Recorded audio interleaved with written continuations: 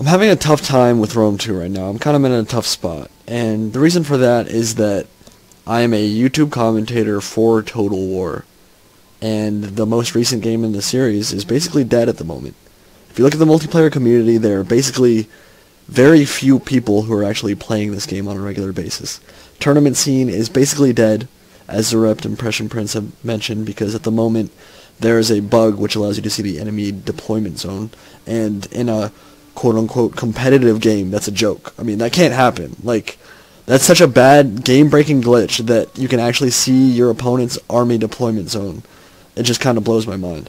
But what it means is that I don't have friends on Rome 2 for the most part, and that means that I'm not very motivated to play the game. Because when I do play the game, while I do enjoy myself, the level of play is just not very high. Like, the majority of players, I'm sorry to say, I'm a straightforward guy, the majority of people who play Rome 2 are bad. Especially in multiplayer community. There's just a lot of bad players on Battle List and in Quick Battle on Rome 2. And so it's an issue because like it means that I can't bring very high quality games to you guys. And for a multiplayer commentator for Total War, that is an issue. Now, I have no desire to be all doom and gloom about the situation. I think there are plenty of redeeming qualities about Rome 2, and the multiplayer as well. And I do enjoy myself most of the time when I get on. It's just that the level of play at the moment is just not very high. There just aren't very many good players playing at the moment. Now, I've noticed that our view count on a lot of our videos basically has gone down a lot in recent weeks, and that's completely understandable. The honeymoon stage for Rome 2 is far over. The content isn't fresh anymore, which makes perfect sense. So view count going down makes perfect sense to me. What that leads me to ask, though, is what you guys want to see from us. Now, obviously we've done the Rome vs. Carthage campaign. I've really enjoyed it. I hope that you guys have as well. We just actually finished that up yesterday, so we'll roll out those videos sometime over the next week or 2 weeks. And that does have a very nice ending to it, so if you guys want to stick around and watch that, that's definitely, I think, worth your time. But I'm going to continue posting Rome 2 multiplayer content, but we've tried some other things. We've tried introducing Dota to the channel. We've tried introducing Hearthstone. I wouldn't say that either has met with resounding success. I think that's probably a good way to put it. A couple of my Dota videos have gotten quite a good amount of views, but other than that, the majority of them have not. They've only gotten maybe 200 views, and for a 2,000 subscriber channel, not particularly good. So I am going to, of course, keep posting Rome 2 multiplayer content. That's what this channel was designed for, but what do you guys want to see? Like, what would make you keep watching? I just don't know. Like, I feel like I try to provide entertaining content. I feel like I do a pretty decent job of it, but if it's getting stale, tell me so I can change things up and do something different. I don't know. That's all I wanted to say before I got into this replay. Again, like I said, this is not a particularly impressive replay, but it is fun to watch. I mean, a lot of stuff went down. The level of play, like I've said, on Rome 2 at the moment is just not very high. There are a lot of players that just, frankly, aren't that good. And I think looking at army builds right at the start of this game, we can kind of see that's the case. I mean, this guy brought 5 Scorpions. My ally brought 2 Roman heavy onagers, which in and of itself never means that you're a bad player. I mean, you can bring artillery and be a good player. But what a lot of new players seem to think is that if I bring artillery, I should stay in one spot and not move. And that's not the case. I mean, obviously you're going to have to take some time to move your artillery up into position if you want to be able to reach this far. I mean, even the onagers don't have a range that's this far. But just because you have artillery doesn't mean you have to sit in your spawn point and not move. And I think a lot of new players at least think that that's the case. And so we are going to see very, let us say, defensive play from both Roman counterparts here. My enemy with the Scorpions and my ally with the onagers, they're just not going to move a whole lot. And Carthage is going to stay the same. So I'm going to actually stay in my deployment zone for a while. I mean, I'm going to move up, but I need to stay outside of the range of those Scorpions. I couldn't remember, because I haven't played against artillery that much on Rome 2, I couldn't remember how effective they were at killing, so I didn't want to go into range. They only have 350 range, so that's actually not like, they don't have the ability to just cover the entire map with arrow fire or scorpion fire. But I didn't want to get in range yet because I wasn't sure what they were capable of doing. So I just kind of chilled and waited for my ally to start moving his onagers up. This was a very laggy game, by the way, so it was it took a while to happen, like for everything to happen. He's gonna start shooting his onagers at these elephants, and those were actually some pretty decent shots. Did some damage. I'm sure it took a lot of the HP off those elephants for sure. And he's gonna use fire ammo here. I'm not sure if that's good or bad. I think it might give the elephants more chance to run amok, but I'm not sure if it does less or more damage. Regardless, I don't think he's going to end up killing any of these elephants, but he has done some damage to their HP, which is always a good thing. And my army is very reliant on heavy cavalry. If you look at it, I've got 4 Bactrian noble horses, 3 Hellenic cataphracts, a Indian armored elephant, 3 elite Persian archers with 150 range, and then 3 light peltas. So very skirmish heavy, very cav heavy build. I don't have any true infantry to speak of. Melee infantry to speak of. So I realized that my opponents really aren't going to move, so I don't want to just sit there in range of his scorpion. So I'm going to move up and try to start my skirmishing out here. And I am going to try to isolate one of those Carthaginian, or that's a mercenary Iberian cav. I'm going to try to isolate that out there, but I don't think I end up doing that. I realized that they're going to try to double team me, so I have to pull those cavalry back pretty soon here. But right up the middle, he's going to send his general bodyguard, and this is kind of the thing that I'm talking about the level of play at the moment. He's going to send his general unsupported at my elite Persian archers, and it's not going to be very hard for me to pull them back and then get a charge off my Hellenic cataphracts directly into a general. So yeah, generals unsupported into cataphracts, generally not ideal, and this fight is not going to be fun for him at all whatsoever. So let's get some nice little close-ups of that here. Nice little charge, probably killed about half of them off the charge, and in a prolonged melee fight, that guy just got a spear through the chest and is still alive somehow. So yeah, in a fight, they're basically dead off the charge. And that means that he's already going to take a morale hit here, but he's going to start sending all of his cavalry along with Carthage. They're all going to start attacking me at the moment.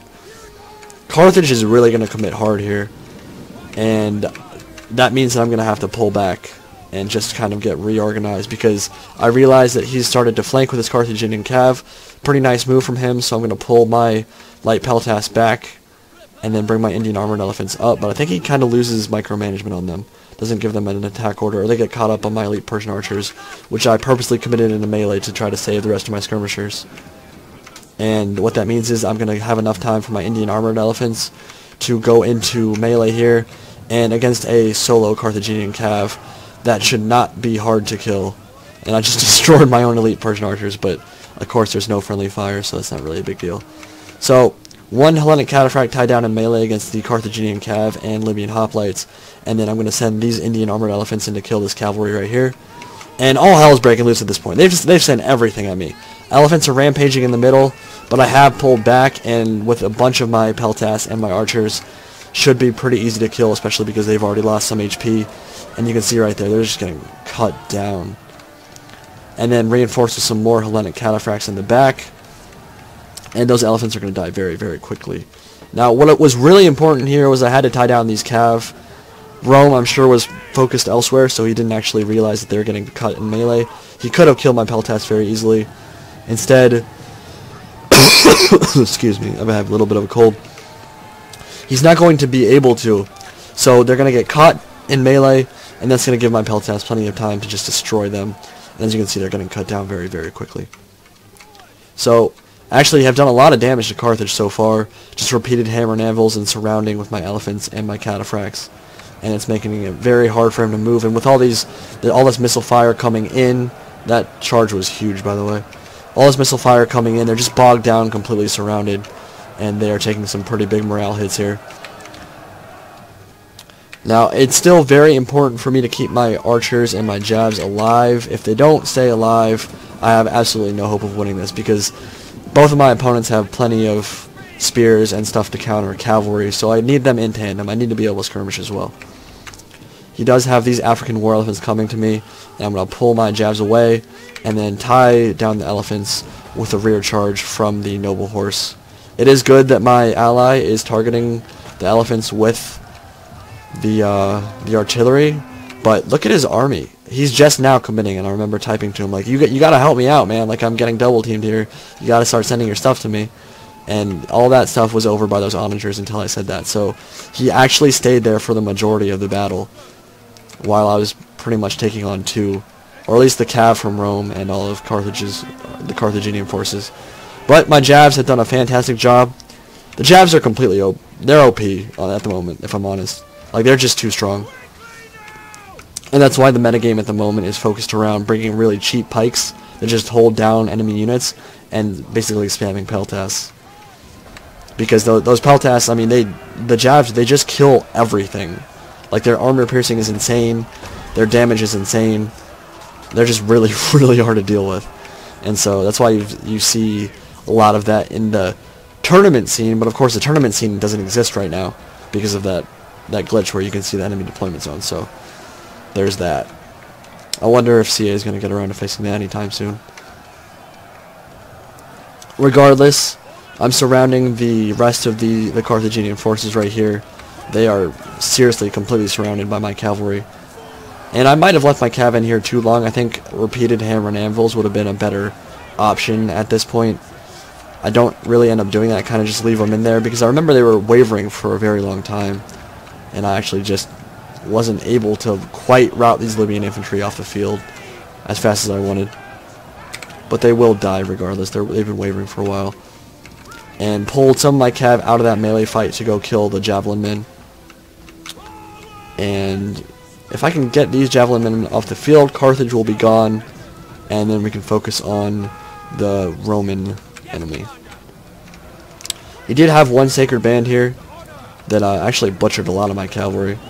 They only have 21 kills, so I guess they didn't butcher my cavalry, but they killed the remainder of some of my cataphract units, as you can see here. So some of my cataphracts routed off the field. That kind of made me sad. But I have now pulled my cavalry out, and we're going to get some charges into these scorpions. Once I get those off the field, this battle will be pretty much wrapped up because I'll just be able to freely send in my cav for rear hammer and anvil charges to the back of the Romans, and that should be the end of that battle once I'm able to do that. But first I gotta take care of the scorpions and these levies. So pretty disorganized attack from my Roman friend here, but he does have Praetorian Guard in that fight, so should be relatively easy. Actually, he brought a triplex Aces army. He had Hastati, Principes, and Triarii. So historically accurate, but not particularly good. I think it was rounded out by like one Praetorian Guard and maybe an Eagle cohort, but the rest of it was the triplex Aces. And as you guys know, that's not the best Roman setup. Like the pre-Marian Reform units for Rome are pretty terrible. So regardless, let's look at the stats. I got a lot of kills that game, and that was because I basically 2v1 for a while there. My opponent, or my ally, didn't help me out a whole lot until near the end of that battle, but 1,800 kills for me. And overall, I enjoyed the battle, but I want my friends to come back to Rome too, so I have people to play with. Actually, you know what? That might be interesting. I think having subscribers play with... I feel like people who watch YouTube videos for multiplayer content on Rome 2 are probably more likely to be better players.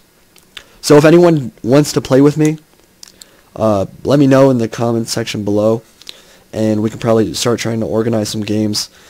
I might be able to set up a date where I can just play with subscribers for the whole day. I'll figure that out later. But if that sounds like something that you guys would be interested in, definitely let me know. And other than that, I hope you guys enjoyed the replay. Again, not the best, but entertaining, hopefully. It was for me. And I'll talk to you all later. See you guys.